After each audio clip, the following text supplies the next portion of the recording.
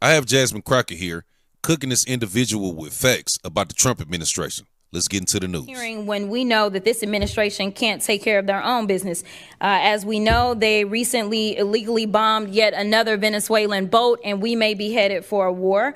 We know that this particular president has decided that he wants to shake down people as it relates to the First Amendment, because he has filed not one lawsuit, not two lawsuits, but he has filed numerous lawsuits. He filed a lawsuit against the New York Times. He filed one against the Wall Street Journal, against CBS, against ABC, against the Des Moines Register. He is doing all of this because he wants to quash any speech that is not appreciative or lauding him, which is pretty much anything that's factual. So let's talk a few facts about these January 6th felons that should still be incarcerated because they went through the process, but because they were doing things on his behalf, of course, he wanted to let them go. So they released more than 1,000 people who participated in the insurrection on this government, many of whom had previous criminal records, like Mr. Theodore Mendenforth, who was convicted of predatory criminal sexual assault of a child, or Mr. Peter Schwartz, who had 38 prior convictions, including one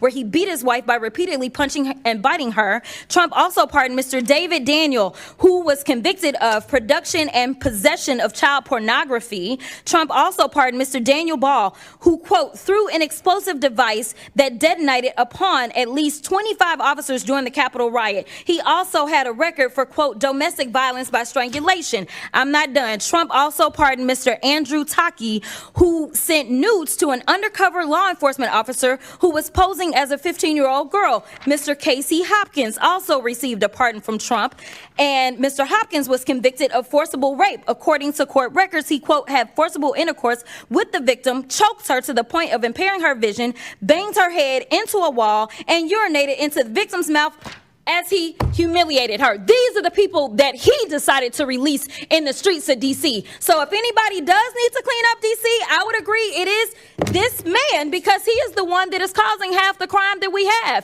Even though Trump has put forth the Freedom of Information Act, we can see that we not getting this type of information unless we tune into these type of individuals who giving it to us raw. They leaving all this shit out the picture about them January 6th people shit and that fucking riot. And you know why?